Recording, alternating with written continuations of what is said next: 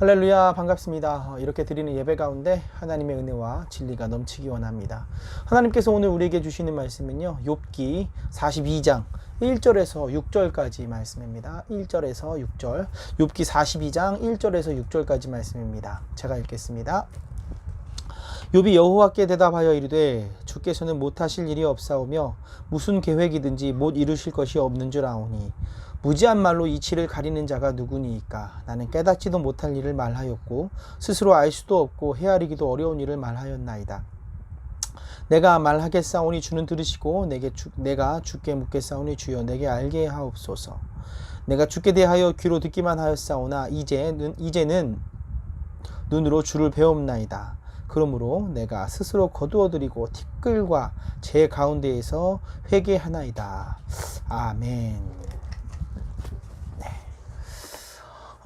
제가 아시는 분은 아시겠지만 저희 집에 6살 아이 남자아이와 4살 여자아이가 저랑 같이 살고 있습니다. 바로 제 아들과 딸입니다. 저희 아이들의 특징은요, 뭐 아이들 다 비슷할 것 같아요. 막 정리 잘 안 하고요, 막 장난감 갖고 놀다 그냥 놔두고 가고 막 그래요.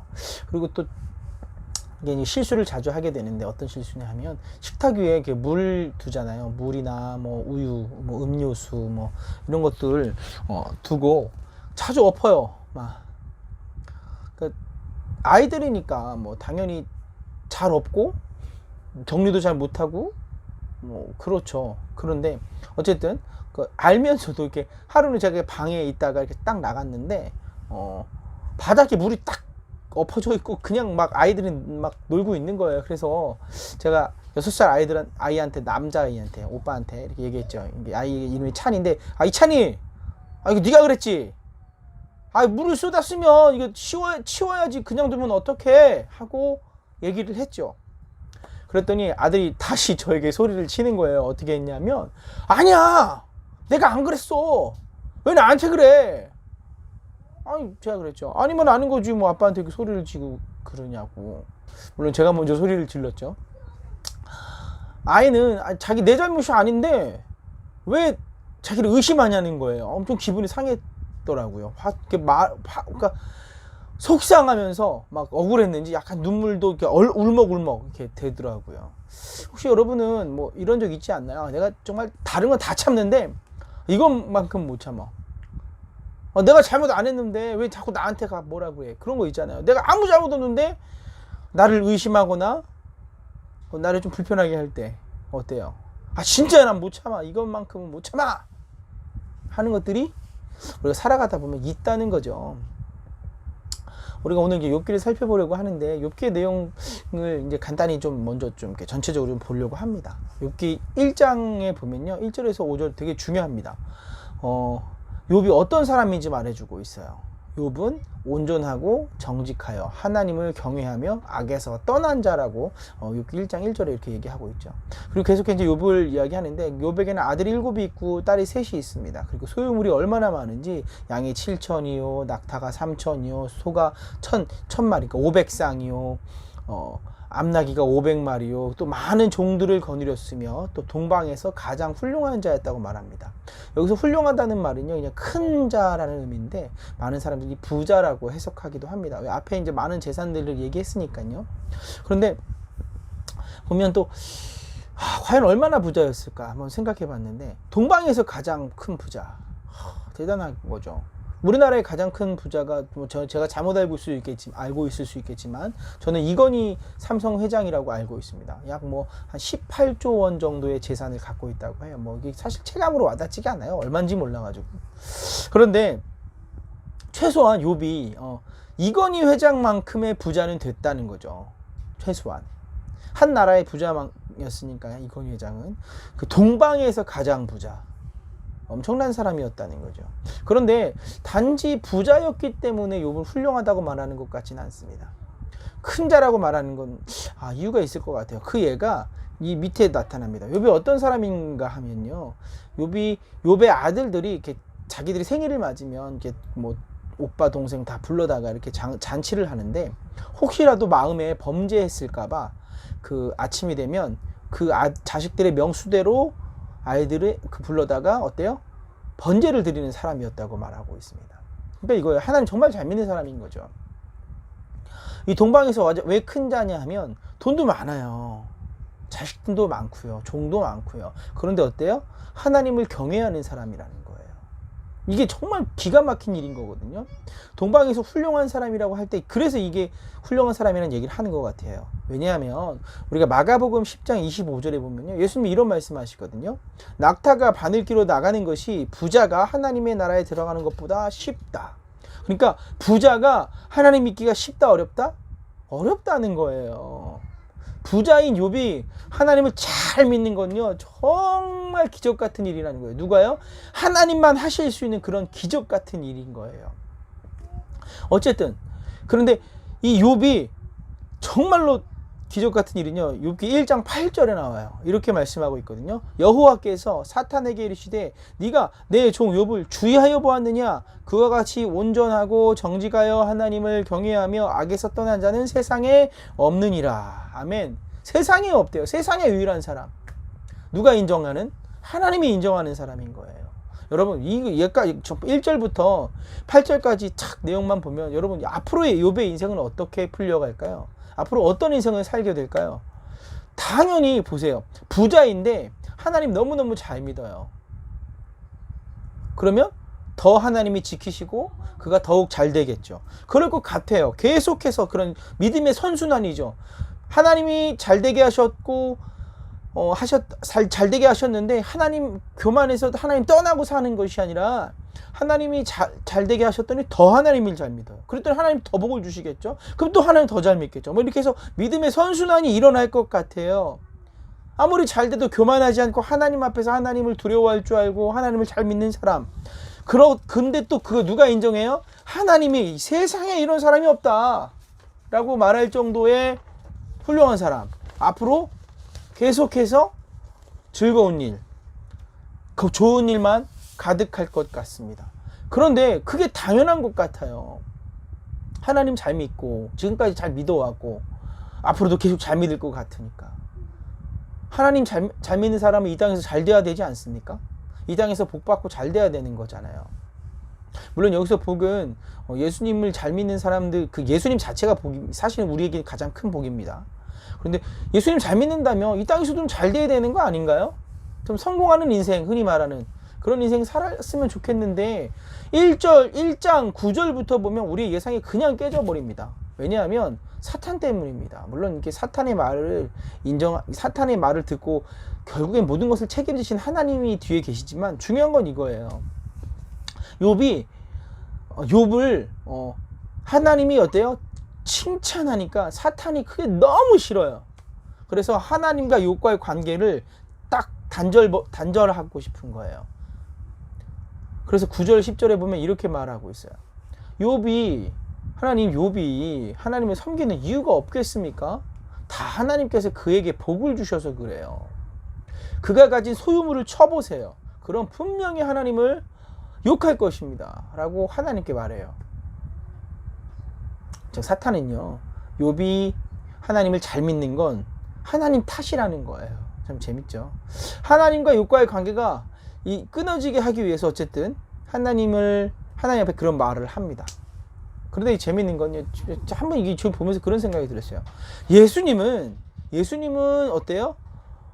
우리가 부자가 되면 하나님 믿기 어렵다고 말씀하시잖아요. 그쵸? 근데 사탄은 거꾸로 얘기해요. 항상 부자니까 하나님 잘 믿잖아요. 부자가 아니면 하나님 잘 믿겠습니까? 이런 얘기를 해요. 참 재밌는 거죠. 어쨌든 창세기의 뱀이요, 아담과 하와를 유혹해서 선악과를 먹어라 해서 유혹해서 하나님과 사람과의 관계를 끊었다면 욥기의 사탄은요, 욥에게 고난을 줍니다. 고난을 줘서 하나님과의 관계를 끊어버리려고 합니다. 그래서 욥기 1장 13절 19절에 보면 욥의 자식들이 하루아침에 다 죽습니다. 종들도 다 죽고요, 가축들도 다 잊어버려요. 기가 막힌 일인 거죠. 하루아침에 재산과 자녀 모든 걸 잊어버리게 됩니다. 여러분, 욥이 왜 이런 고통을 당해야 할까요? 하나님 잘 믿으면 좀 세상에서 잘 돼야 되는 건데, 흔히 말하는 성공하는 인생 돼야 되는데, 우리가 그렇게 예상하는데 고통이 없어야 하는데 오늘 욥은 고통을 당합니다. 왜요? 어쩌면 하나님을 잘 믿는 사람이었기 때문에 그렇습니다. 다른 이유가 나타나는 것이 없어요. 욥이 동방에서 의인이고 하나님을 잘 믿었기 때문에, 하나님이 인정할 만한 믿음의 사람이었기 때문에 어쩌면 고통을 당하고 있는 거예요. 여러분, 믿음의 사람이 이렇게 고난 당하는 거 욥에게만 있는 일일까요? 지금 현대의 믿음을 갖고 살아가는 우리의 모습은 어떤가요? 하나님을 잘 믿었더니 형통해지고만 있나요? 세상에서 막 사람들이 우러러보고 예수님 믿었더니 정말 잘 됐어, 이런 일들만 가득하면 좋겠는데, 그러면 다행인데 오히려 하나님 잘 믿는데도요 어려움 당하는 사람이 있어요. 하나님밖에 몰라요. 하나님밖에. 그런데 어려움을 당한다는 거예요. 어쩌면 하나님 때문에, 하나님 믿기 때문에 어려움을 더 당하기도 합니다. 그러니까요, 이 욥이 당하는 고난은요 우리가 상관없는 고난이 아니에요. 바로 욥의 이야기는요 우리의 이야기라는 거예요. 우리의 이야기. 자, 그럼 여러분이 욥의 상황이라면 어떻게 하시겠습니까? 아무런 잘못이 없는데 갑자기 나한테 고난이 생겼어요. 갑자기 하루아침에 자식도 재산도 다 사라진 거예요. 이유를 몰라. 왜 이런 일이 생겼는지. 지금까지 욥이 한 일은 뭐예요? 하나님 잘 믿은 것밖에 없어요. 이러면 여러분 어떡할까요? 하나님 더 잘 믿고 싶을까요? 여러분, 이게 참 이게 시험이 됩니다. 분명 기도했는데 막 시험에 떨어져요. 막 좋은 시험, 정말 중요한 시험 앞두고 기도했는데 성적도 안 나오고 시험도 막 떨어져요. 하나님 붙잡고 정말 눈물로 흔들리면서 하나님 도와주세요. 그럼 예배도 열심히 드리고 나름 정말 믿음의 사람처럼 열심히 살았는데 기도에 응답도 없는 것 같고 어려운 일이 막 가득해요. 삶이 힘들어요. 여러분, 이게 그럴 수 있다는 거예요. 근데 여러분, 이럴 때 우리가 어떻게 하겠냐는 거예요. 우리 만약에 중고등부 친구들, 예를 들면 이럴 수 있어요. 중고등부 친구들은 스마트폰이 하루아침에 사라졌어요. 스마트폰 사실 중고등부뿐만 아니라 청년들 그리고 저에게도 중요해요. 스마트폰 없으면 되게 불편하잖아요. 어떨까요? 하루아침에 스마트폰 많이 하고 컴퓨터 게임 많이 한다고 아빠가 스마트폰 뺏어가고 컴퓨터도 다 치워버렸어요. 그럼 기분이 어떻겠냐는 거예요. 갑자기. 그래도 나는 하나님이 좋아요. 이게 없지만 그래도 하나님이 좋아요. 이럴 수 있냐는 거예요. 정말 쉬운 일이 아닌 거죠.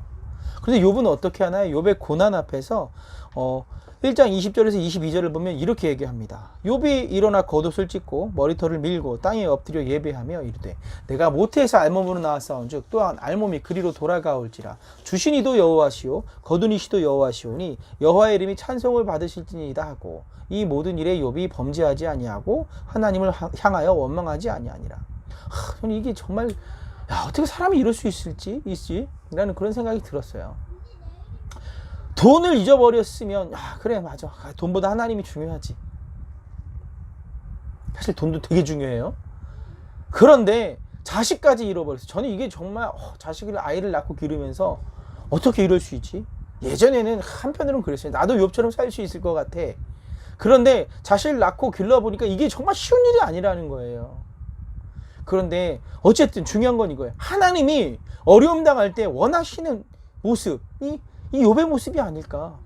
그러니까 동방에서 가장 하나님께서 의인이라고, 이 세상에 비길 자가 없다고 말하는 사람이 아니었나.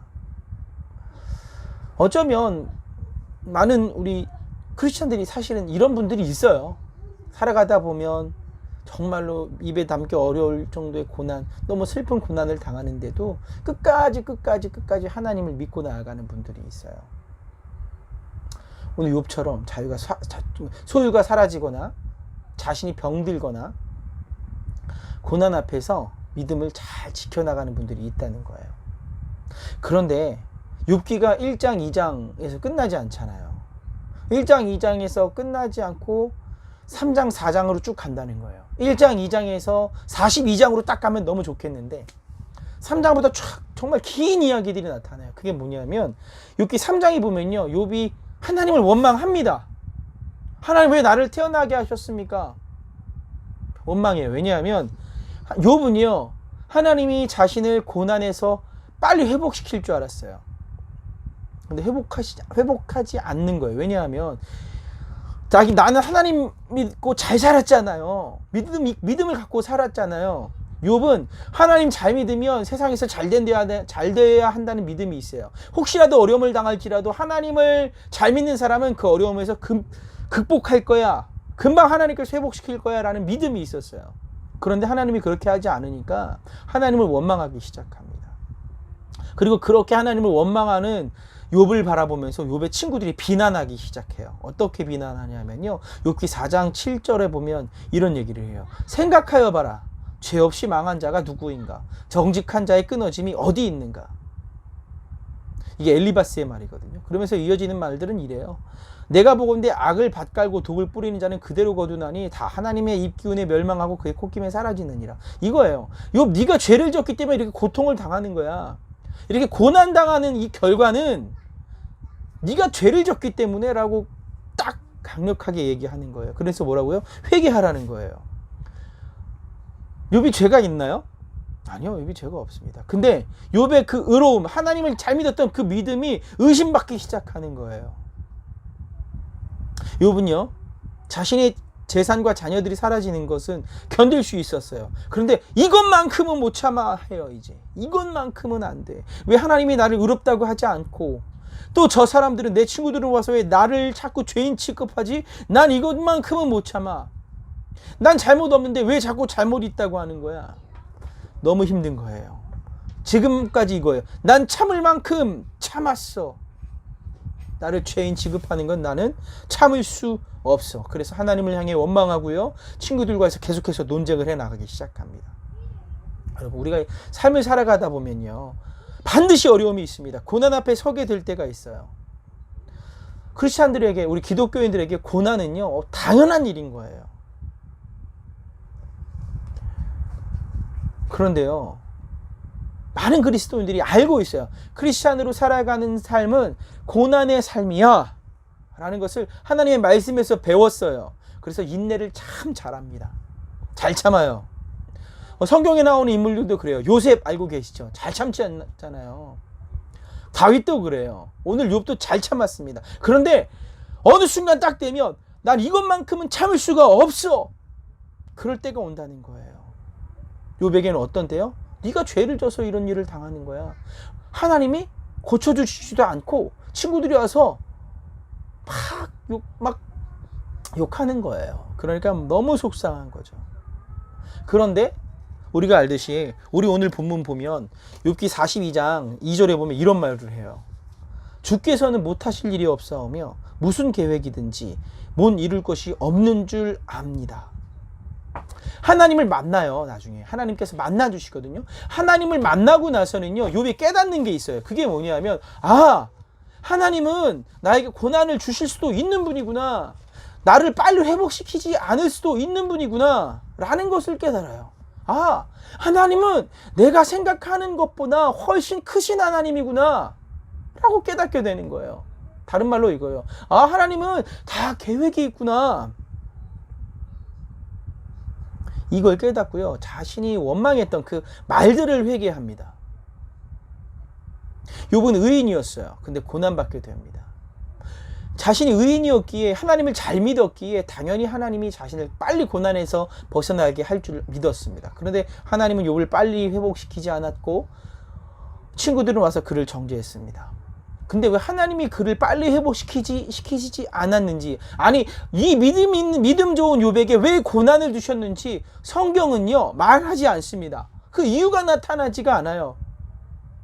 그냥 욥이 하나님을 만나고요. 그 앞에서 하나님을 만나고 나니 내가 회개할 수밖에 없습니다 하고 회개를 합니다. 그러니까 하나님이 왜 고난 주셨는지, 왜 늦게 회복시켜줬는지 그거는 말씀하지 않아요. 그저 그것은 뭐예요? 하나님이 하실 수 있는 일이다. 하나님의 계획 안에 들어가 있다. 욥이 고난받는 것, 이것이 하나님의 계획 안에, 다른 말로요, 하나님의 비밀 안에 들어가 있다는 거예요. 신비라는 말이죠. 여러분, 우리가 살면서 고난을 당합니다. 여러분, 왜 고난 당하시는지 알 것 같아요? 물론 우리가 우리의 죄로 인해서 고난 당할 수 있어요. 그런데 거기 우리가 죄로 인해서 고난 당하는 건 말고 우리가 하나님을 믿기 때문에 고난 당할 때가 있다는 거예요. 근데 그 이유는 몰라요. 뭔지 아세요? 그게 신비예요. 여러분, 지금 고통 속에 계십니까? 왜 그런지는 저도 몰라요. 하나님의 뜻 안에 있는 거예요. 딱 하나 알 수 있는 건 이거예요. 우리가 하나님의 사람이기 때문에 고난당한다는 거예요. 그리고 그 고난으로 인해서 하나님을 만나게 되고 더 깊이 만날 수 있게 된다. 하나님과 관계가 밀착하게 된다는 거예요. 그럼 이제 우리가 욥기를 읽으면서 우리가 깨달아야 되는 건 이거예요. 우리가 고난당할 때 이거예요. 난 진짜 이것만큼은 못 참아 라는 고난이 왔을 때라도 어떻게 해요? 인내해야 된다는 거예요. 언제까지요? 참을 만큼 참았어 라고 하며 포기하는 것이 아니라 뭐라고요? 하나님이 고난은 끝이야, 이제 끝이다 라고 할 때까지 어때요? 인내하는 거예요. 제가 예전에 들었던 이영표 씨의 그 말을 설교하는 것으로 설교를 마무리하려고 합니다. 축구선수 이영표 씨가 이렇게 말해요.